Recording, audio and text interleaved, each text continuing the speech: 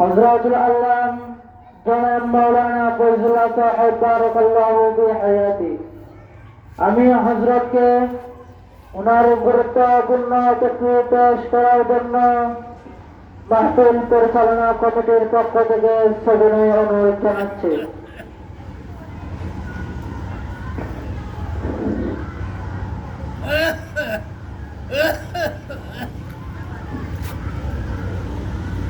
السلام عليكم ورحمة الله وبركاته. الحمد لله علي الذات عظيم الصفات سميع السمات كبير الشان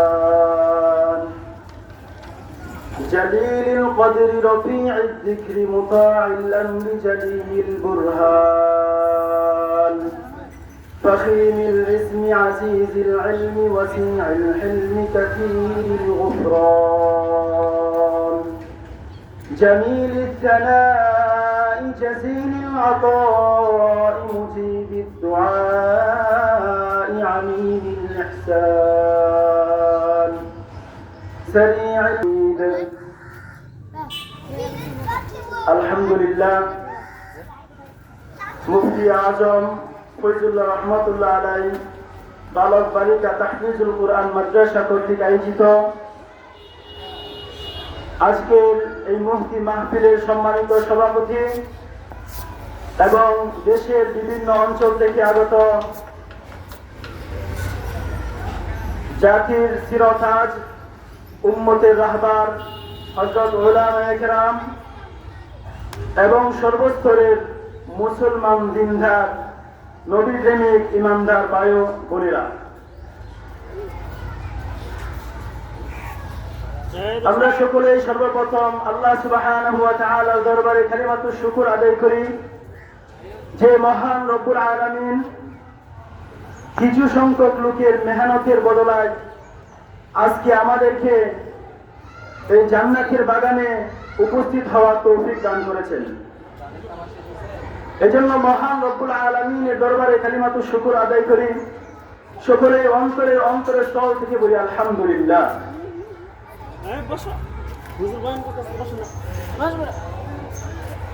সম্মানিত হাজিরিন, আপনাদের সামনে আল্লাহ তাআলার মহা গ্রন্থ আল কোরআন থেকে একটি আয়াত তেলাওয়াত করেছি। সেই আয়াতকে সামনে রেখে কিছু কথা বলার চেষ্টা করব। আমা তাওফীক ইল্লা বিল্লাহ। তো আমি যে বিষয়ে কথা বলতে চাচ্ছি সেই বিষয়টা হচ্ছে আমাদের জনাবে মুহাম্মদুর রাসূলুল্লাহ সাল্লাল্লাহু আলাইহি ওয়াসাল্লামের শান এবং আমাদের কর্তব্য। আল্লাহ চাহিত কিছু কথাবার্তা বলার চেষ্টা করব।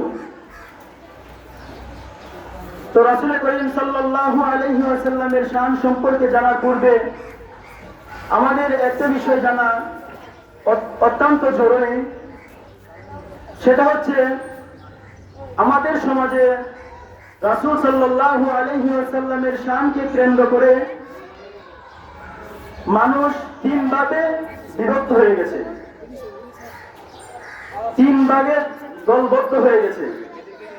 একদল মানুষ তো রাসূল সাল্লাল্লাহু আলাইহি ওয়াসাল্লামের শানকে কেন্দ্র করে তারা রাসূল সাল্লাল্লাহু আলাইহি ওয়াসাল্লামের শানের ব্যাপারে বাড়াবাড়ি করে।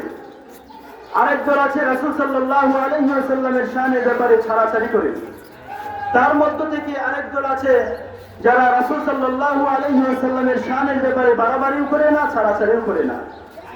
তো আমরা কোন দল কোন পর্যায়ে যাবে সেটা বোঝার জন্য আমাদের নবী হযরত মুহাম্মদুর রাসূলুল্লাহ সাল্লাল্লাহু আলাইহি ওয়াসাল্লামের পূর্বে যে নবী ছিল হযরত ঈসা আলাইহিস সালাম, সেখান থেকে আমাদের জেনে আসতে হবে। আমরা সকলেই জানি হযরত ঈসা আলাইহিস সালাম ছিলেন পিতা ছাড়া একজন পুত্র। হযরত ঈসা আলাইহিস সালামকে আল্লাহ সুবহানাহু ওয়া তাআলা পিতা ছাড়াই দুনিয়াতে প্রেরণ করেছিলেন। তো ঈসা আলাইহিস সালামের কিছু উম্মত ছিল যারা ঈসা আলাইহিস সালামকে সম্মান বেশি দিতে গিয়ে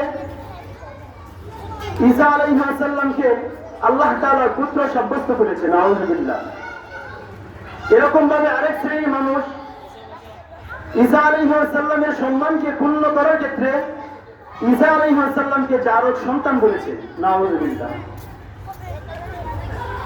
আরেক শ্রেণীর মানুষ ছিল যারা মধ্যপন্থা অবলম্বন করেছে, তারা বলেছে যে ঈসা আলাইহিস সালামকে আল্লাহ তাআলা কুদরতিভাবে পিতা ছাড়া আল্লাহ তাআলার কুদরতি প্রকাশ করেছেন। তো মধ্যম পন্থা অবলম্বনকারী যারা, তারাই ছিল মুসলমান। বাকি যারা আল্লাহ ঈসা আলাইহিস সালামকে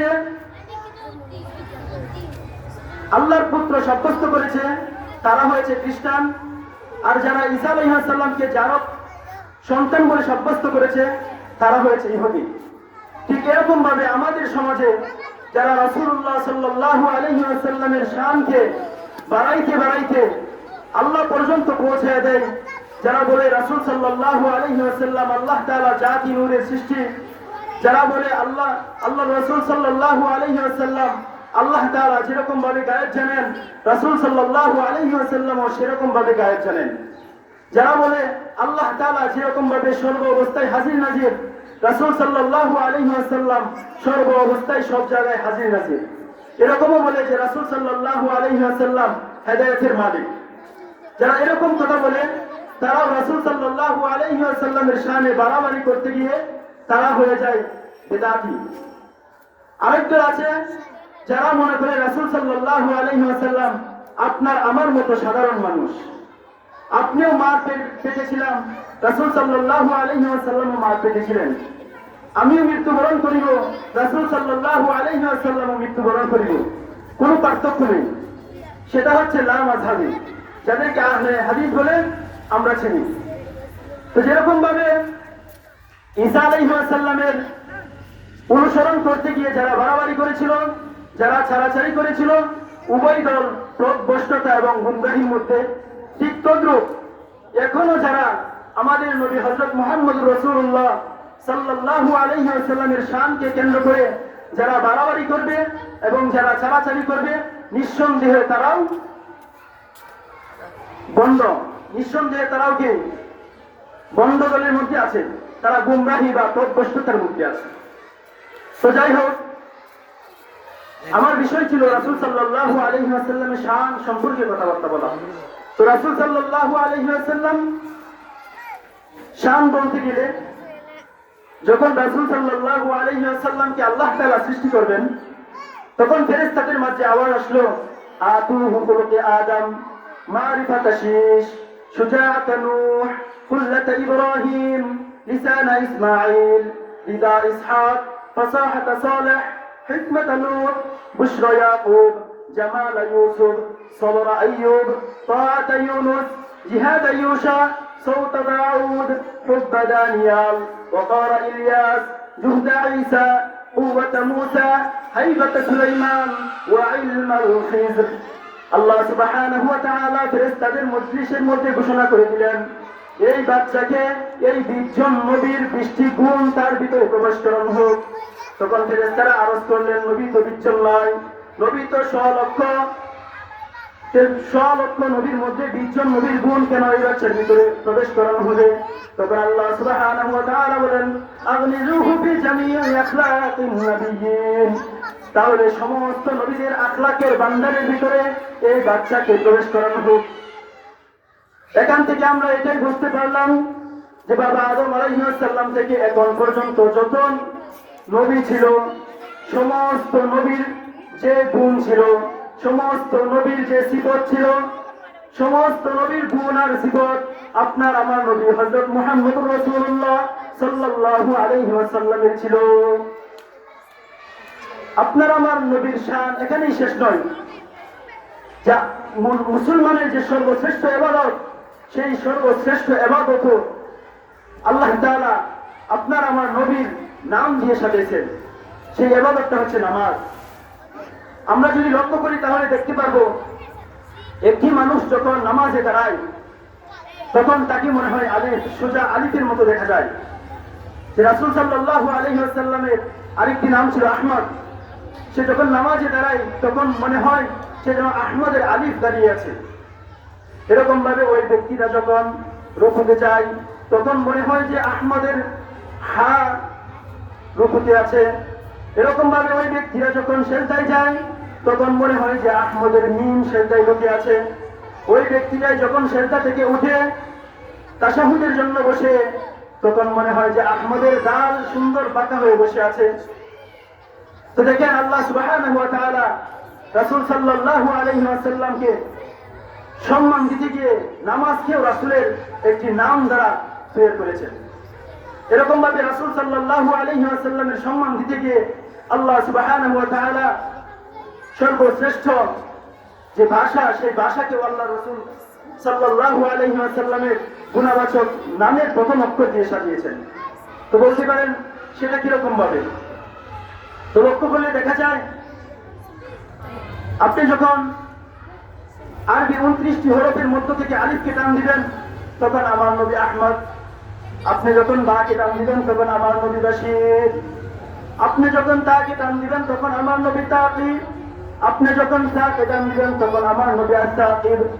আপনি যখন জিনকে টান দিবেন, তখন আমার নবী জামিল। আপনি যখন হাকে টান দিবেন, তখন আমার নবী হামিদ। আপনি যখন খাকে টান দিবেন, তখন আমার নবী খাতামুন নবিয়্যিন লা নবিয়্য বাদা। আপনি যখন দালকে টান দিবেন, তখন আমার নবী দাঈয়ান ইলাল্লাহি বিইذনিহি ওয়া সিরাজান মুনীরা। আপনি যখন দালকে টান দিবেন, তখন আমার নবী জাকির। আপনি যখন রাকে টান দিবেন, তখন আমার নবী রাহমাতুল লিল আলামিন। আপনি যখন জাকে টান দিবেন, তখন আমার নবী জাইরুল জান্নাহ। আপনি যখন সিনকে টান দিবেন, তখন আমার নবী সাইয়্যিদুল বাশার, আমার নবী সাকিয়ে কাউসার। আপনি যখন সিনকে টান দিবেন, তখন আমার নবী শফিউল মুজনিমিন। আপনি যখন সাদকে টান দিবেন, তখন আমার নবী সফিউল্লাহ। আপনি যখন দাদকে টান দিবেন, তখন আমার নবী দামিন, উম্মতের জিম্মাদার। আপনি যখন তাকে টান দিবেন, তখন আমার নবী তাইয়্যিব তাহির। আপনি যখন রাকে টান দিবেন, তখন আমার নবী যাহির লাইসাল বাতিন। আপনি যখন আইনকে টান দিবেন, তখন আমার নবী আজিজ, আমার নবী আব্দুল্লাহ। আপনি যখন গাইনকে টান দিবেন, তখন আমার নবী গুয়ুর। আপনি যখন ফাকে টান দিবেন, তখন আমার নবী হক, ফারিক বাইনাল হক ওয়াল বাতিল। আপনি যখন কফকে টান দিবেন, তখন আমার নবী করিউল কুরআন। আপনি যখন কাফকে টান দিবেন, তখন আমার নবী কাফিলুল উম্মাহ। আপনি যখন লামকে টান দিবেন, তখন আমার নবী লাঈমুশ শাইতান। আপনি যখন মিমকে টান দিবেন, তখন আমার নবী মুহাম্মদ, আমার নবী মাহবুব, আমার নবী মনসুর, আমার নবী মুস্তাফা, আমার নবী মুদ্দাসির, আমার নবী মুজাম্মিল। আপনি যখন ওয়াওকে টান দিবেন, তখন আমার নবী ওয়াকিল। আপনি যখন হাকে টান দিবেন, তখন আমার নবী হাদিল আলম। আপনি যখন হামজাকে টান দিবেন, তখন আমার নবী আল আমিন। আপনি যখন ইয়াকে টান দিবেন, তখন আমার নবী ইয়াসিন। এই হলো আপনার আমার নবীর শান, এই হলো আপনার আর আমার নবীর মুজিজা। তো যাই হোক, আল্লাহ সুবহানাহু ওয়া তাআলা আপনাকে আমাকে এই নবীর উম্মত হওয়ার সৌভাগ্য দান করেছেন। আল্লাহ সুবহানাহু ওয়া তাআলা আপনাকে আমাকে এই নবীর উম্মত হয়ে এই নবীর সুন্নাত মোতাবেক জীবন যাপন গঠন করার তৌফিক দান করেন।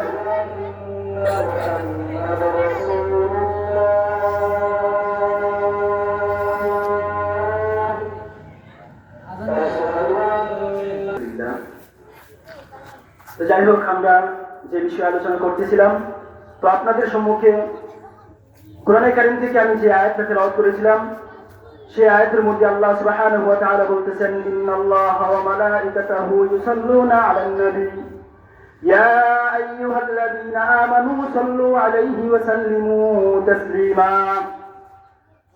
আল্লাহ সুবহানাহু ওয়া তাআলা বলতেছেন, নিশ্চয় আল্লাহ তাআলা এবং ফেরেশতাগণ রাসূল সাল্লাল্লাহু আলাইহি ওয়াসাল্লামের উপর দোয়া করেন। অনেকেই বলে আল্লাহ তাআলা নাকি রাসূল সাল্লাল্লাহু আলাইহি ওয়াসাল্লামের উপর দুরূদ পাঠ করেন, অথচ এই কথাটা ভুল।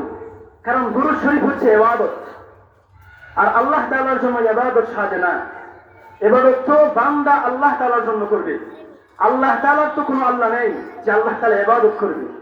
তো এই সালাহ শব্দটা যখন আল্লাহর সাথে নিসবত করা হয়, তখন সেটা রহমত হবে। যে আল্লাহ তাআলা রাসূল সাল্লাল্লাহু আলাইহি ওয়াসাল্লামের উপর রহমত বর্ষিত করেন এবং ফেরেশতারা রাসূল সাল্লাল্লাহু আলাইহি ওয়াসাল্লামের উপর ইস্তিগফার করেন। ইয়া আইয়ুহাল্লাযীনা আমানু সাল্লু আলাইহি ওয়া সাল্লিমু তাসলিমা। তখন আল্লাহ তাআলা বলতেছে যে হে ঈমানদাররা, তোমরাও রাসূলের প্রতি দরুদ পাঠ করো। যে আয়াত যখন রাসূল সাল্লাল্লাহু আলাইহি ওয়াসাল্লাম সাহাবায়ে কেরাম রাদিয়াল্লাহু তাআলা আনহুম আজমাইনের কাছে পেশ করলেন, তখন সাহাবায়ে কেরাম রাদিয়াল্লাহু তাআলা আনহুম আজমাইন বললেন, ইয়া রাসূলুল্লাহ, ওগো আল্লাহর রাসূল, আমরা কিভাবে আপনার দুরূদ শরীফ পাঠ করব সেটা তো আপনি শিক্ষা দেন নাই। আমরা তো আপনার উপর কিভাবে সালাম দিব সেটা আল্লাহ সুবহানাহু ওয়া তাআলা আপনাকে মেরাজ শরীফে নিয়ে শিক্ষা দিয়েছেন তাশাহুদের মাধ্যমে। তাশাহুদের মধ্যে আছে আসসালামু আলাইকা আইয়ুহান নাবিয়্যু ওয়া রাহমাতুল্লাহি ওয়া বারাকাতুহু। তো আমরা কিভাবে আপনাকে সালাম দিব সেটা আমরা শিখেছি, কিন্তু আমরা কিভাবে আপনার উপর দুরূদ শরীফ পড়ব সেটা আমরা এখনো শিখতে পারিনি। তখন রাসূল সাল্লাল্লাহু আলাইহি ওয়াসাল্লাম বললেন, ক্বালু আল্লাহুম্মা সাল্লি আলা মুহাম্মাদ ওয়া আলা আলি মুহাম্মাদ কামা সাল্লাইতা আলা ইব্রাহিম ওয়া আলা আলি ইব্রাহিম ইন্নাকা হামিদুম মাজিদ। আল্লাহুম্মা বারিক আলা মুহাম্মাদ ওয়া আলা আলি মুহাম্মাদ কামা বারাকতা আলা ইব্রাহিম ওয়া আলা আলি ইব্রাহিম ইন্নাকা হামিদুম মাজিদ। তখন রাসূলুল্লাহ সাল্লাল্লাহু আলাইহি ওয়াসাল্লাম সাহাবায়ে কেরামকে এই দুরূদ পড়তে বলেছিলেন।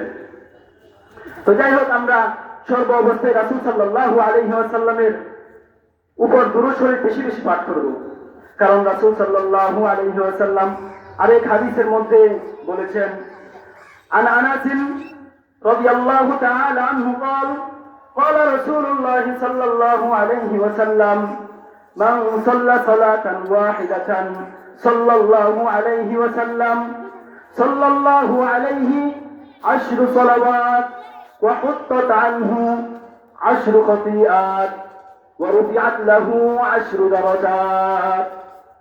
রাসূল সাল্লাল্লাহু আলাইহি ওয়াসাল্লাম হাদিস শরীফের মধ্যে ইরশাদ করেন, কোন ব্যক্তি যখন আমার উপর একবার দুরূদ পাঠ করে আল্লাহ সুবহানাহু ওয়া তাআলা তার উপর 10 বার রহম নাযিল করেন।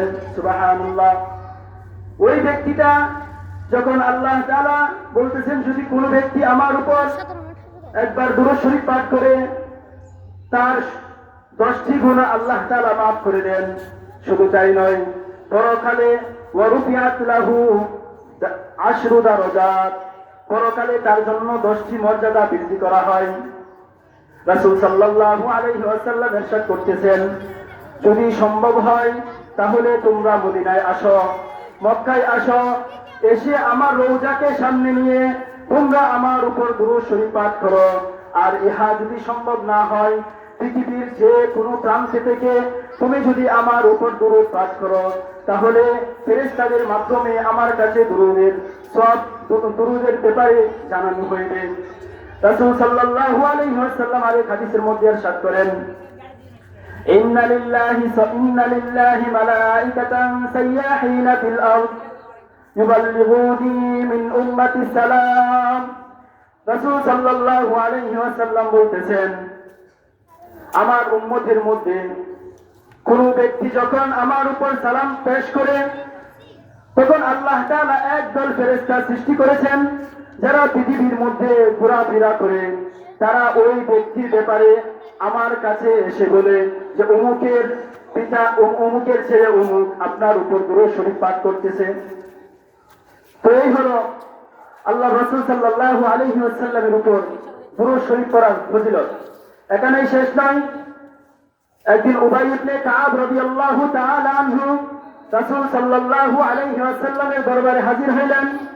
হাজির হয়ে বলতেছেন, ইয়া রাসূলুল্লাহ, ওগো আল্লাহর হাবিব, আমি তো আপনার উপর বেশি থেকে বেশি দুরূদ শরীফ পাঠ করি, তাহলে আপনি বলে দেন কি পরিমাণ দুরূদ পাঠ করলে ভালো হবে, কি পরিমাণ দুরূদ পাঠ করলে আপনি সন্তুষ্ট হবেন, আমার জন্য কল্যাণকর হবে।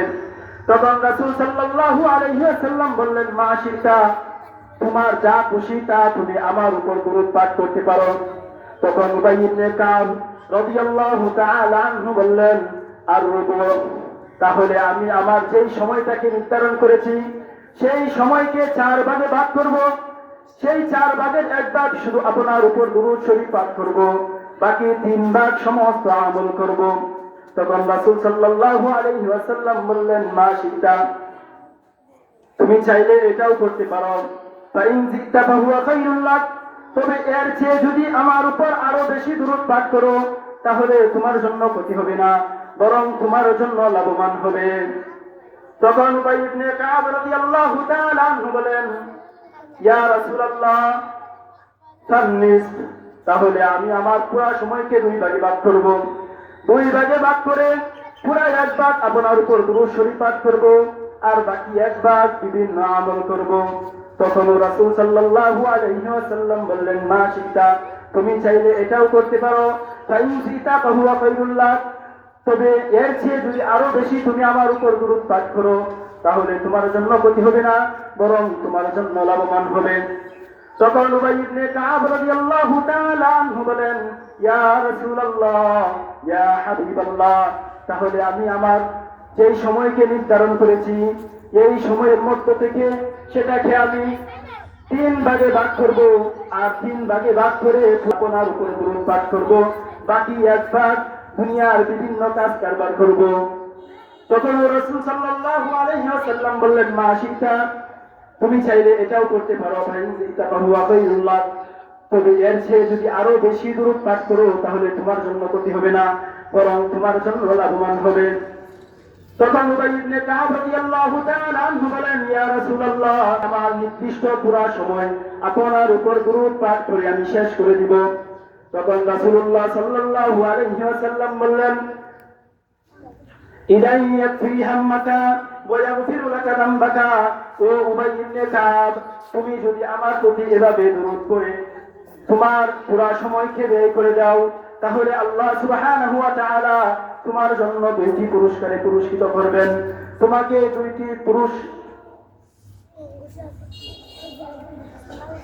2টি পুরস্কারে পুরস্কৃত করবেন। তার মধ্য থেকে একটি পুরস্কার হচ্ছে দুনিয়ার জন্য, আরেকটি পুরস্কার হচ্ছে পরকালের জন্য। দুনিয়ার জন্য যে পুরস্কার সেটা হচ্ছে আল্লাহ সুবহানাহু ওয়া তাআলা তোমার সমস্ত পেরেশানি দূর করে দিবেন, আর দ্বিতীয় পুরস্কার হচ্ছে আল্লাহ তাআলা তোমার সমস্ত গুনাহ মাফ করে দিয়ে জান্নাতের ব্যবস্থা করে দিবেন। সম্মানিত উপস্থিতি, এই হাদিস থেকে আমরা এটাই জানতে পারলাম যে দুনিয়ার বুকে যে যত বেশি রাসূলের শানে দুরূদ পাঠ করবে দুনিয়া ও আখিরাতের তত বেশি কল্যাণ তার জন্য অর্জিত হবে। তাই আমরা বেশি থেকে বেশি রাসূল সাল্লাল্লাহু আলাইহি ওয়াসাল্লামের উপর দুরূদ শরীফ করার চেষ্টা করব। আল্লাহ তাআলা আমাদেরকে যে কথাবার্তা বলা হয়েছে সেই কথার উপর সর্বপ্রথম আমাকে এবং যারা শুনেছেন সকলকে আমল করার তৌফিক দান করুন। সকলে বলি আমিন। ওয়া আখিরু দাওয়ানা আলহামদুলিল্লাহি রাব্বিল আলামিন।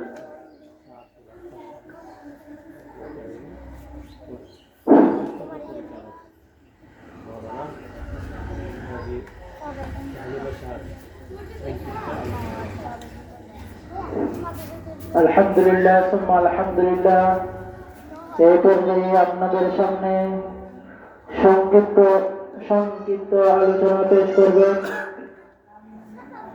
ইসাপুর শাহ আব্দুল ওয়াহাব রহমাতুল্লাহ ইসলামী একাডেমির সুনামধন্য মহাপরিচালক হযরত মাওলানা জাহেদ সাহেব বারাকাল্লাহু ফি হায়াতি। হযরত মাওলানা জাহেদ